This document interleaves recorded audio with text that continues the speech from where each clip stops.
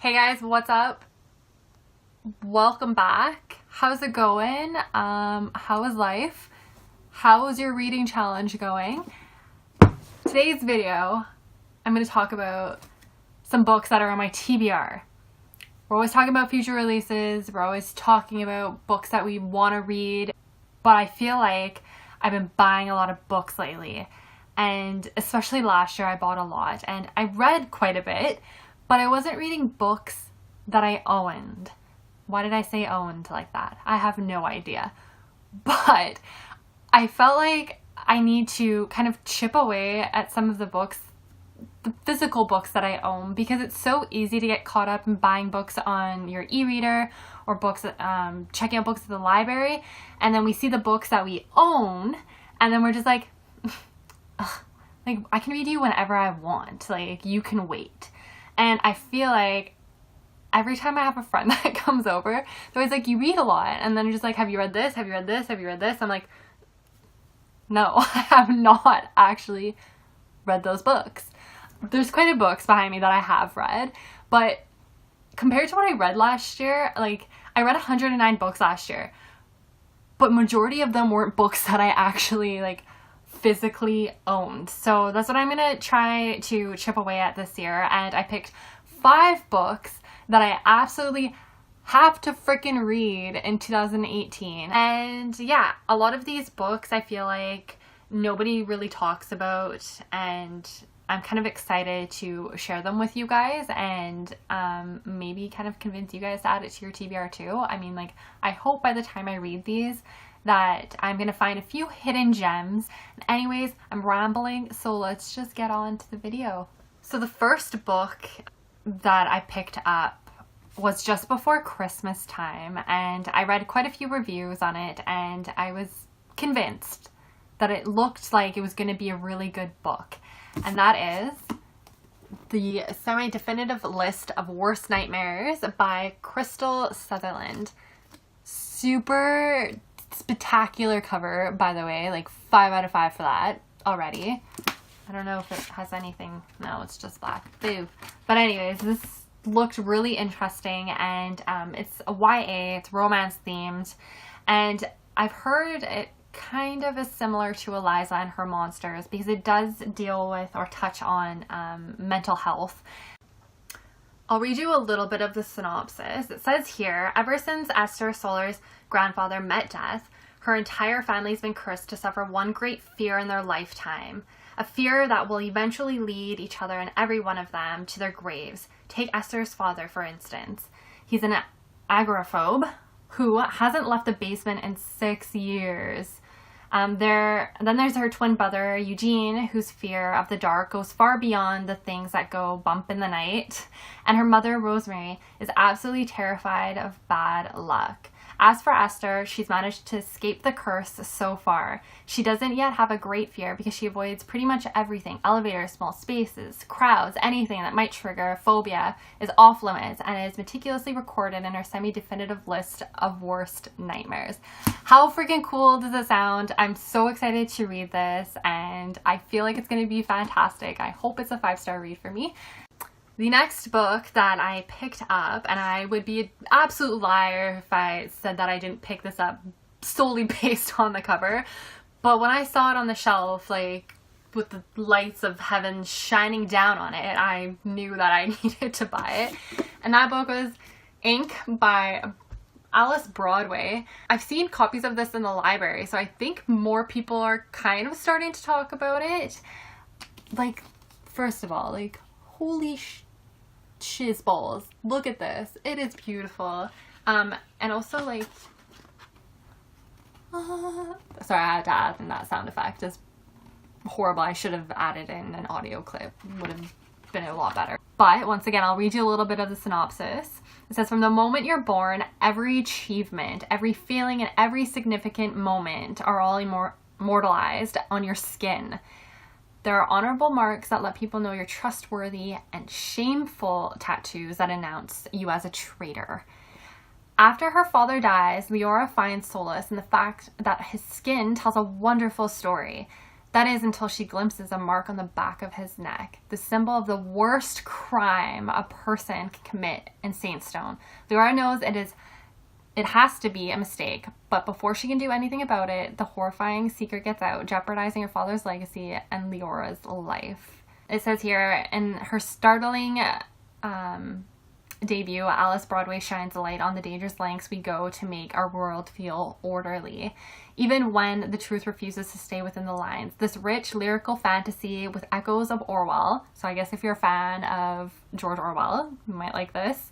It's unlike anything you've ever read, so a tale guaranteed to get under your skin.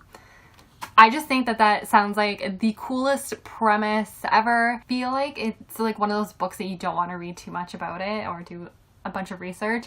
You just kind of want the element of surprise, and I'm super excited to read this. And yeah, let me know if you want me to do like an actual book review video on any of these books, because I'm totally down to do that, by the way. The next book is not a fantasy or YA book, so maybe if you're not into those genres, this might interest you, because this is an autobiography, and this is by Lily Collins, and it's called Unfiltered, No Shame, No Regrets, Just Me. And I'm totally not a person that is wanting to give my money to celebrities for autobiographies. I'm actually like really against it. I don't think they need any more money than what they already have, but there are a few exceptions. I think I did pick up an autobiography by Anthony Bourdain because I friggin' love him and I love his shows. I love Lily Collins, and I think she is such a great role model. And I stood in the store reading 3 chapters of this, and just to make sure, because if I'm ever gonna pick up an autobiography and I'm kind of hesitant, I would probably get it from the library. But this was an exception for me. And I know she touches on what was like growing up with super famous parents, and I believe she had an eating disorder when she was younger.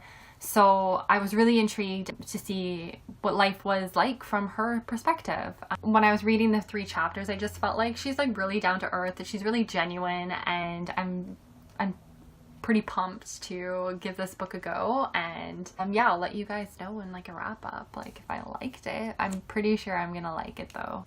Alright, so the next book is YA. I mean, it's fantasy and it has romance in it, but nonetheless, I'm like still super excited to read it, and that is Awakens, book 1 by Elise Kova. I think I said that right. You can't buy these in the stores, so I actually had to order them through Amazon and Chapters online. I did a lot of research on Goodreads, like looking this up, and when I stumbled across it, I was like, holy shit, like this looks so freaking cool. Like I was just so intrigued that I was like, I don't care. Like I don't usually order books off Amazon, but I was like, I need this book in my life. But then it's just been sitting on my shelf collecting dust. So I'm gonna do it. I'm gonna read it, and I feel like it's gonna be friggin' phenomenal. I think there's about like 5 books in this series in total, but you know, I have this like gut feeling that I'm really gonna like this, and I already have the second book, Fire Falling, lined up, so hopefully if I love this one, I can just go right into the next one.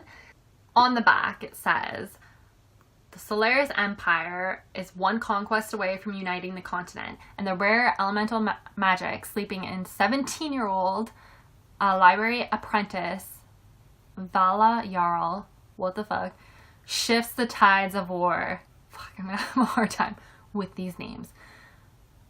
Valhalla has always been taught to fear the Tower of Sorcerers, a mysterious magic society, and has been happy in her quiet world of books. Oh my god, like, this is just bringing me back to the time that I originally Googled this, and I'm just so excited. Like, library apprentice. I just, like, I feel like I kind of want to start it now, but I already have 5 books that I'm currently reading, because I'm just a horrible person, and I put down one book and I pick up another right away. Okay, so the next book is it's a bit bigger than the other books that I've mentioned so far, and that is The Passion of Dosa, and it's won an award, which is amazing, and I've heard great things about this. This is by Julie Berry. I picked this up off of Amazon as well, because I think when this had originally kind of just come out, it wasn't like very big in like chapters or anything, and I heard on some, like, it popped up on my feed or something on Goodreads, and then I clicked on it, and then I was like, okay, well, I have to get this because this looks so freaking cool. And this is kind of a historical fiction themed book, and it says Dosa and her mother are sentenced to burn for hearsay, but only Dosa escapes with her life. With no other choice but to flee, she stumbles into a small village, weak and helpless. Miraculously, she is saved by 3 sisters who offer to conceal her in the back room of their tavern. But with pursuers at their heels, it's only a matter of time until she's found. When the moment finally arrives, will the strength of her devotion be enough to save her? So I know that this has kind of like a religious theme to it as well. And so that's one of the other reasons why I was like really excited to pick this up. But I've also heard that the writing style is just phenomenal. Like, I've heard such good things about Julie Berry's writing, and I'm excited to give this a go. This is gonna take me a while because this book is actually, yeah, it's like 500 pages. These are all of the books that are on my TBR, like my top 5 I need to read this year. I feel like I'm pretty good as far as like my like keeping a good balance as far as what I'm buying and what I'm actually reading. Like, I'm not somebody that will buy like 50 books a month and like read 1 book a month. Like, what, like, it's great if you can only read like 1 book, but I think it's also good, like, if you're buying books, that you should be reading the books that you buy. So like, that's the purpose of this video and what I plan on doing. I'm super excited, like, don't get me wrong, for future releases. I've already pre-ordered Or Court of Frost and Starlight, but I thought I would mention that to you guys as well because I'm so pumped for that book to come out in May, which is my birthday month, and it's gonna be the best month ever because Warstorm's coming out, and I'm just so excited about all of these like books that I'm gonna read. And anyways, I'm gonna stop talking. I'll link all of these books down below. Come over to my Goodreads and say hi. If you have any questions, shoot me a message. I hope that you like this video. I hope that you'll subscribe if you are not already subscribed to my channel, and I'll see you guys in my next video. That was super lame. I've already said this once, I'll say it again. I'm lame at outros and intros, so don't hate me for it. Bye guys, thanks for watching.